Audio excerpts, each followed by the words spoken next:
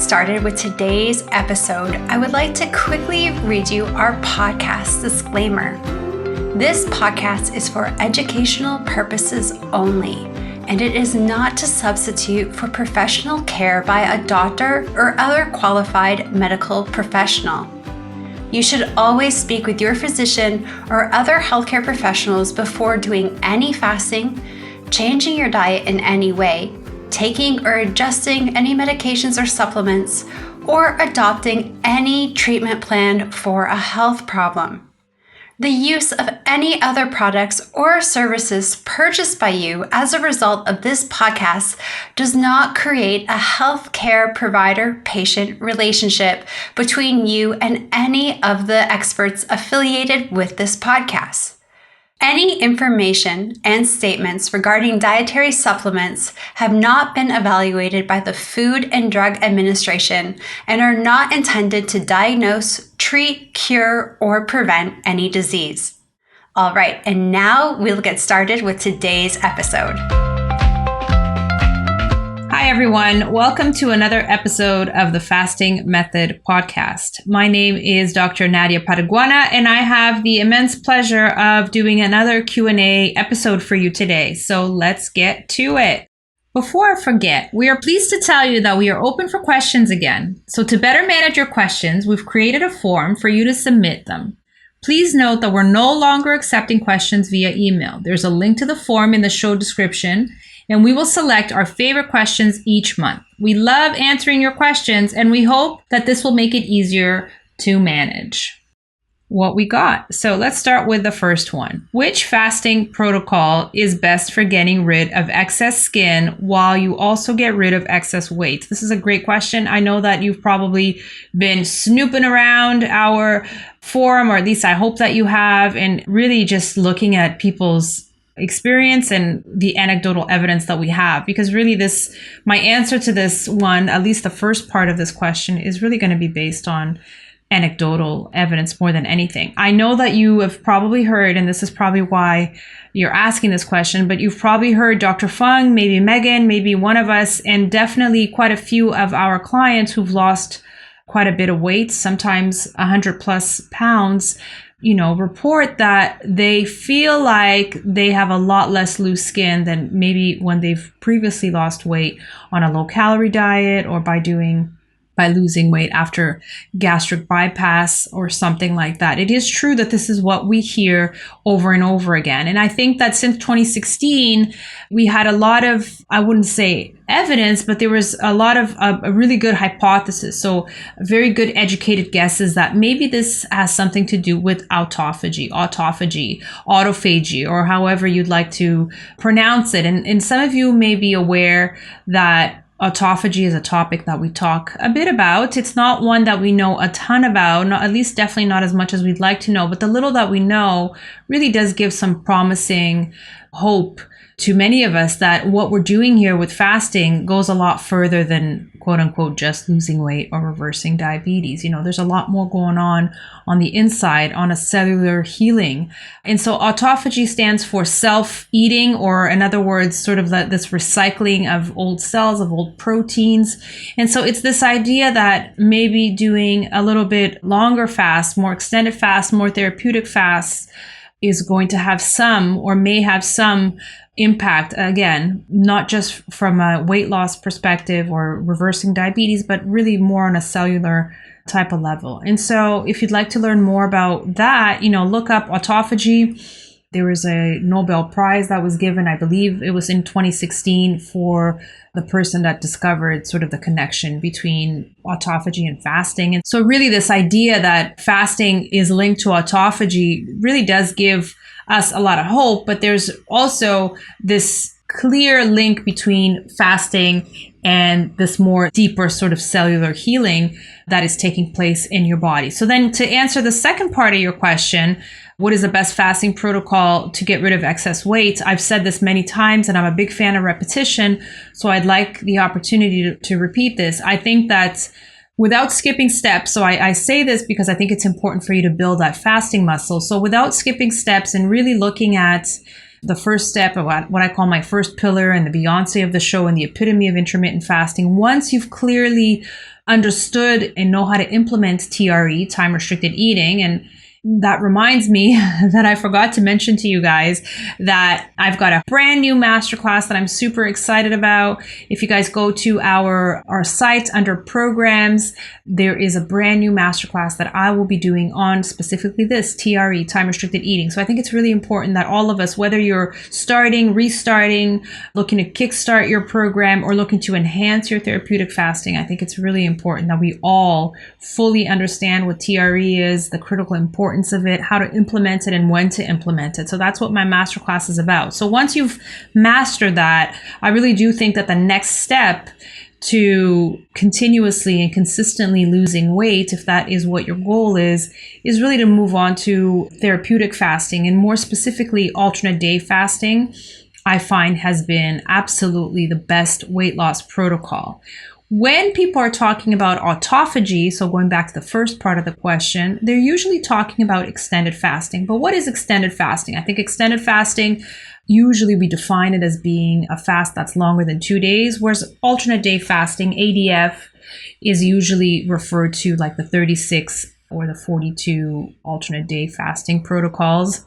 And again, if all of these acronyms or schedules are a bit confusing, please rest assured that we have a lot of resources on this within our quick guides, within our 3 programs in the community and the coaching, and then the master classes. We go over this in a lot more detail. So if any of this is confusing to you, please jot down some of this and then look it up. But these schedules that for some of you are very, very familiar, the 36-hour alternate day, 42-hour alternate day, are the most commonly followed schedules for alternate day fasting. But there are others. I call these my 60-40 protocols. So I do have an article that I wrote on this, and you can find that in the quick guides as well in our resources. The 60-40 protocol basically is a blog post that I wrote a while back referring to the importance between this balance between eating and fasting for continuous weight loss. And so if this idea that 36, 42-hour alternate day fasts, or as I call it, the gold standard, is really the most commonly followed protocol, but there are some longer ones. And why would some people be looking to do some longer ones? Well, one of the reasons might be autophagy. So for this like recycling, anti-aging sort of process that's going on with the longer fast, that might be behind the getting rid of that excess skin that people report, right? Anecdotally report. And so you can look at some of the longer 60-40 schedules, like the 48-hour, the 2 times 48 per week. That's also known as Nadia's favorite. And there's a whole lot of reasons why I really like that protocol, besides it being slightly longer and easier for some people. You're doing 2 fasts a week as opposed to 3 or 4. There's also the one that I call Formula 1, which is the 2 times 66. A lot of people like that, especially if they're more into the accelerated program. They want to get it over with quicker. They really have the fasting muscle for that, or, they just really highly motivated. And then, of course, there's the one that I call the Holy Grail, which is a 72-hour protocol. And a lot of people really like to do a 72-hour fast, at least on occasion. Maybe it's once a week in some cases for a period of time. Maybe it's once a month or once a trimester or once a year.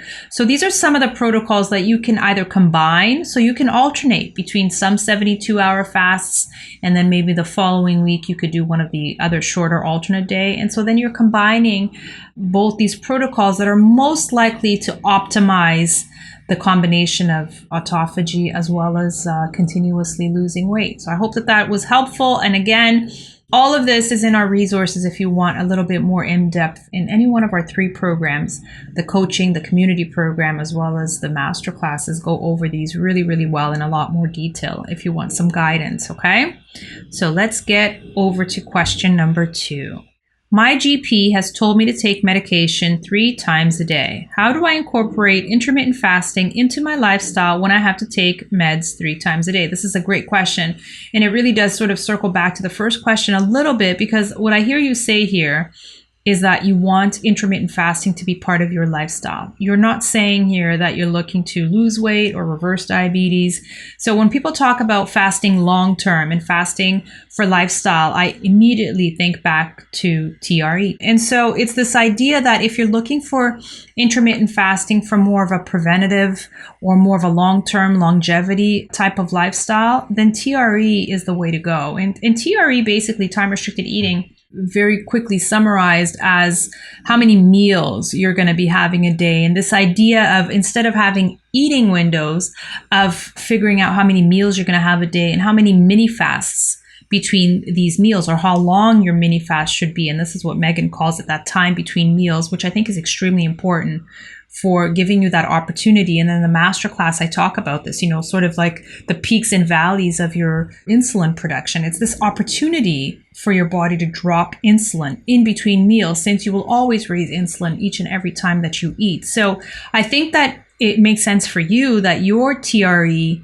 your intermittent fasting lifestyle, would be 3 meals a day if you're taking these medicines 3 times a day. But again, I'm assuming that, and you haven't said so here, but I'm assuming that what your GP has told you is that this medication must be taken with food. And that is not the case for every medication. Not all medication has to be taken with food. If we look back at very simple medicines, and I'm not saying, I'm just using this as an example, but for example, Tylenol can be taken without food, whereas Advil should, and really always should, be taken with food. So really you have to look at the medication. First of all, is this medication that you must take with food? And if so, then really it makes sense that you would have 3 meals a day.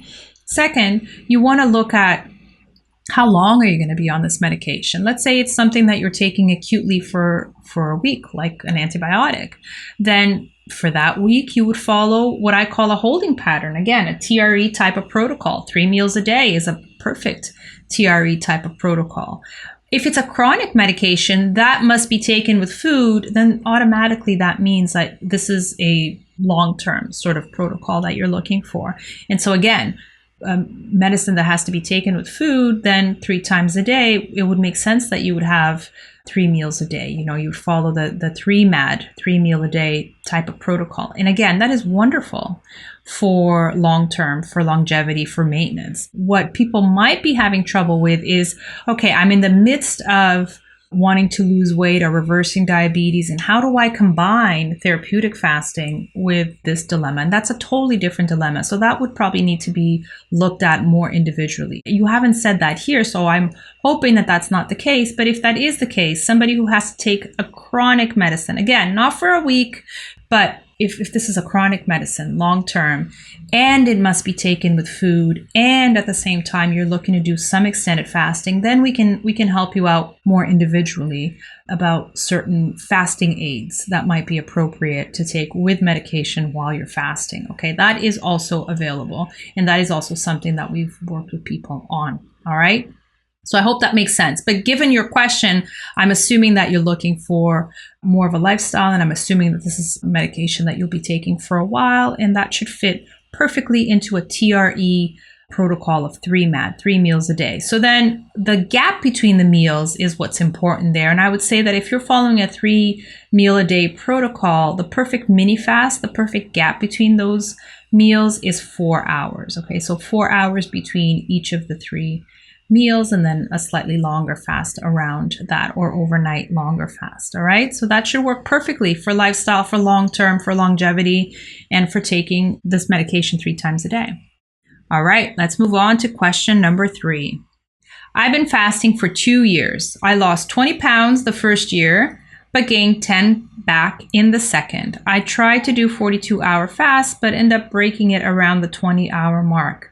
My blood glucose numbers are up and my weight isn't coming down. I'm a 45-year-old female. I'm ready to give up. Please help. Well, please don't give up. This is so common, and you're right about my age, which leads me to also remember that it is possible, or although not always, but it is possible that you're also entering a period of change. As a woman, You're going into possibly your perimenopausal years, so the time just before menopause where your hormones are changing, and that might have a major impact. Of course, it has, and not might. It has a tremendous impact on everything from sleep to weight gain to your waist circumference. I mean, there's a lot, mood, there's a lot that happens during that time. And it's not all doom or gloom. I do talk about this quite a bit. I do a webinar once a month on Mondays that is recorded. So you can also find those previously recorded webinars under programs in our app.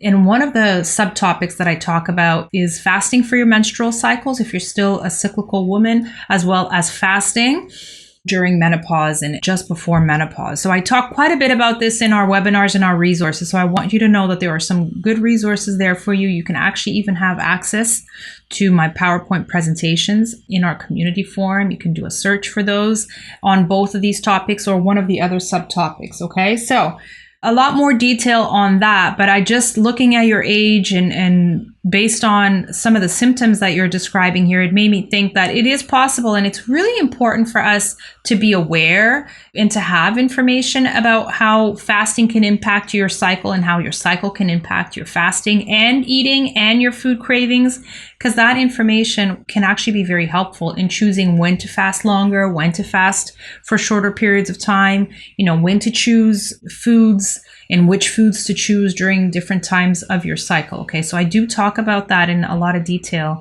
in some other resources. So just specifically looking at your question here, it sounds to me that you lost 20 pounds doing 42-hour fasts very successfully and consistently, but then, as I often say, life got in the way and you gained some of that weight back.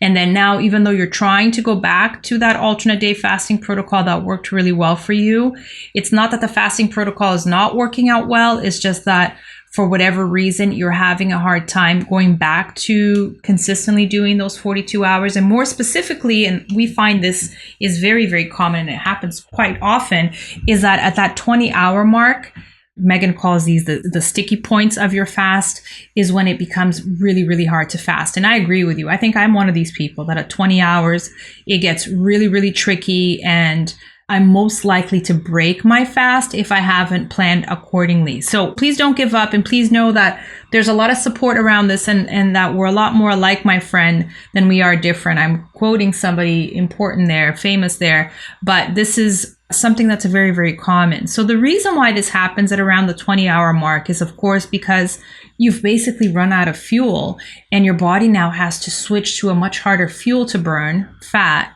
in order to give you energy. And so it gets very, very tricky, as well as hormonally. A lot of stuff happens at this 20-hour mark, between the 20 and 24-hour mark. So it's very common and normal that it becomes really hard to fast.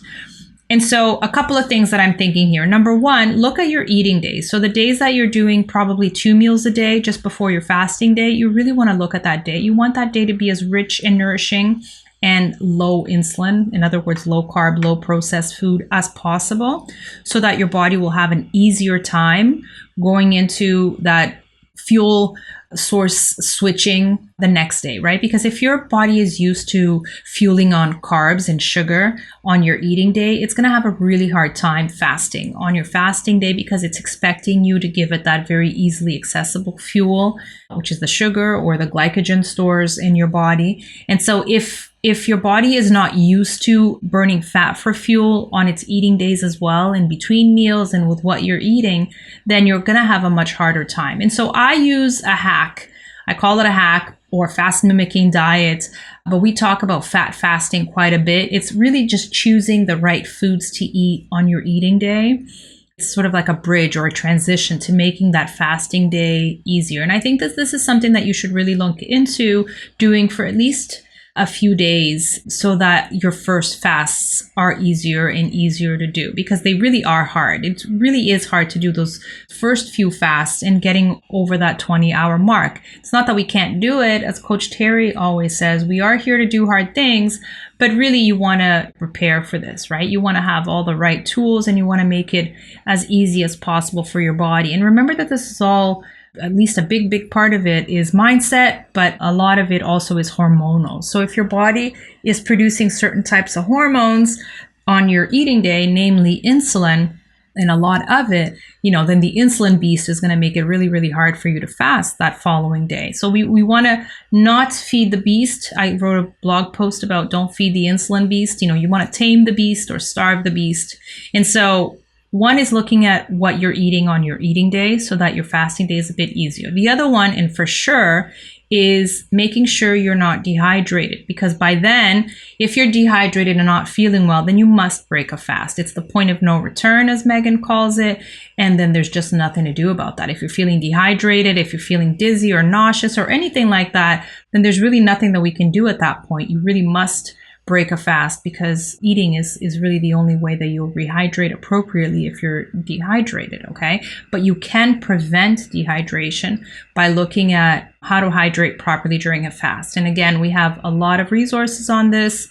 How you eat the day before also has an impact on how quickly you may dehydrate on your fasting day. But of course, looking at the water consumption and looking at specifically salt and magnesium on your fasting days and how to take that and how much to take. Okay, so that's a big one, and we have a lot of resources on this, and Megan's masterclasses have been very specific about how to hydrate appropriately around fasting. Okay, so that's a big one. That's the second one. The third one, I think, key for when we're going back to fasting or when we're first starting to fast, I think it's figuring out and just accepting that we could really use some fasting aids. Okay, so there are quite a few fasting aids that you can look at. I personally like to do 2 fasting aids on my fasting day. So if I'm trying to do a 42-hour fast, I will for sure schedule, just like I do a meal, just like I do my TRE meals, I schedule 2 fasting aids that I have, one at lunchtime and one at dinner time, because I know that it's very likely that if I don't have these fasting aids, at least for the first few weeks or days that I'm fasting, that it's more likely that I'll break a fast or that I will find it too hard to follow. So look at the appropriate fasting aids and schedule those in. I think that really sets you up for success. All right, so that's some advice from me there. Let's move on to question number 4. I was recently diagnosed with vulvar lichen sclerosus. My gynecologist says that it is believed to be an autoimmune disorder affecting the skin of the vulva. It is a horrifying condition that can cause changes to the architecture of the vulva, intense itching, tearing of the skin, etc. I've never known anyone to have this condition, but my gynecologist says that she has a lot of patients with LS. Have any of your clients seen improvement in their LS? Is there a particular fasting protocol that you would recommend? I'm just devastated by this diagnosis. Okay, well, this is a tremendously important question because, as you can probably hear, it is very debilitating, painful. And because it is, in the realm of women's health, I really thought it was important to address it. We don't have particular fasting protocols recommended for LS. I want to make sure that I give you a bit of a medical disclaimer here. I'm not in any way implying or promising any sort of fasting miracle for people with LS. So again, I'm not in any way implying that fasting can have a direct impact on this extremely debilitating condition. What I know and I want to share with you is that people in our program follow fasting for a variety of different goals. Most people here, you probably know, are looking to fast to lose weight, to reverse diabetes, or to reverse their PCOS. Very specifically, what therapeutic fasting is proposed to do is to reverse insulin resistance. So again, fasting directly lowers our insulin production, and that will have a direct impact on lowering hyperinsulinemia, which leads to insulin resistance and all of the insulin resistant conditions. So that's what we, as a program, we are looking to tackle. I know, and you probably are hoping, that there are some benefits that fasting may bring to autoimmune conditions such as LS. And so even though we're not implying that, we're not promising that, we have seen anecdotally, just like when we talked with I think it was the first or the second question that I answered today, anecdotally, we have seen a lot of people say, hey, how come my autoimmune conditions have improved so much? Or, this condition has improved so much. Is this somehow directly or indirectly related to insulin resistance? And what I want to tell you is that, again, fasting And our program focuses on reversing insulin-resistant conditions. But what we do know is that lowering insulin, and I want to give you some resources for this, but we do know that lowering insulin has a direct impact on lowering inflammation. Okay, so this, of course, is of tremendous interest, should be, I think, is of tremendous interest to you and many other people, because a lot of the conditions that we are plagued with have this inflammatory component to them. So what we do know is that therapeutic fasting and even TRE, time-restricted eating, and shorter intermittent fasting protocols have a tremendous impact on lowering insulin and directly then lowering inflammation. And the same thing happens with certain types of eating plans, such as, what I call therapeutic eating, fat fasting, and the proper ketogenic diets that will have a therapeutic effect on lowering insulin will also have a therapeutic effect on lowering inflammation.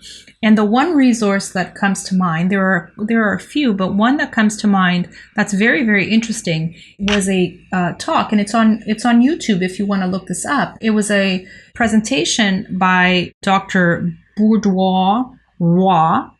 Evelyn Bourdois-Roy. She's a French-Canadian physician who did a presentation on the ketogenic diets and the impact on lowering insulin, on lowering inflammation and pain. Okay, so there's quite a bit of clinical evidence that lowering insulin through diet and fasting can have a tremendous impact on lowering inflammation. So that's what I would really lean on if I were you, looking at that.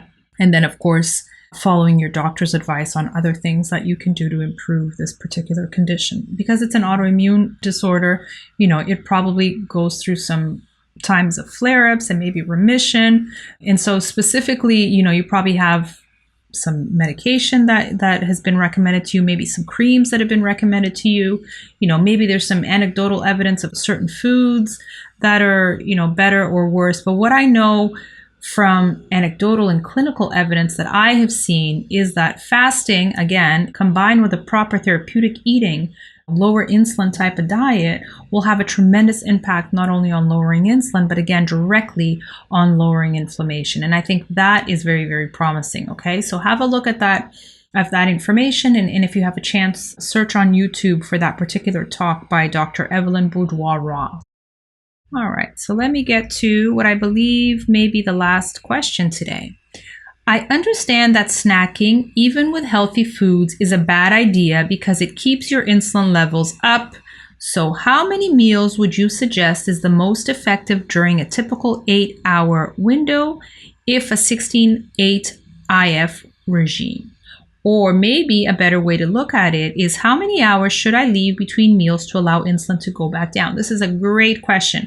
I mentioned quite a few times today because it just fits so well with the questions that you guys have asked me about the masterclass that I'm about to do at the end of February. It starts February 27th to March 1st. It's an intensive 4-day masterclass where we're going to be talking specifically about this TRE meals, eating windows versus meals. I think this is a very, very important thing to talk about, and specifically how much time between meals. So there is some room here for individuality. And so especially if you're just starting out and you're doing a 3-meal TRE schedule, so 3 meals a day, I would suggest that you leave 4 hours between those, and that will allow insulin to go down during that 4-hour period. And it is believed that it takes most of us at least 4 hours to lower our insulin after each meal. But I do know that if we are more insulin resistant, that it takes longer than 4 hours to lower insulin. And so a lot of people do build up to a 2MAD, 2 meals a day, TRE eating schedule, in that they're having 2 meals with a mini fast of 5 to 7 hours in between. And that 5 to 7 hour in between is extremely useful because it does just that. It allows that insulin to go back down, allows that opportunity to bring your body into that lower insulin, higher energy, hopefully fat burning mode, even on your eating days. Okay, so that is the critical significance of TRE, why TRE is so important, as opposed to having this longer 6 to 8 hour eating window where you might be grazing or snacking, even on healthy foods, as you mentioned, because what you're doing then throughout the day is constantly fueling, right? There's this constant fueling and this I've borrowed the term insulin stacking. Megan has used that term quite a few times for when people are having too many meals in a row or possibly grazing or snacking in a row. So this idea of the insulin stacking during the day, you may not even be spiking your insulin by eating junk food, but this constant fueling, this constant raising of insulin throughout your eating window is not going to be very useful. And it really goes against the critical importance of TRE. It goes against the whole principle of intermittent fasting. And so I call TRE the epitome of intermittent fasting exactly because of that, because specifically during your eating days, you're looking to bring all of the foods that you eat into these meals. And then these meals are separated by these mini fasts, which are extremely important even on your eating days. And so the gap between these two meals, an ideal gap would be 5 to 7 hours, where you're allowing your body that opportunity between those two meals to really drop that insulin.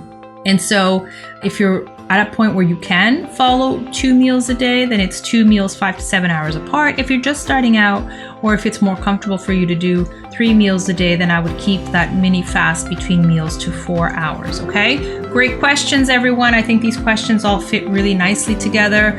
Thank you so much. I look forward to talking with you again soon. Have a great week and happy fasting, everyone.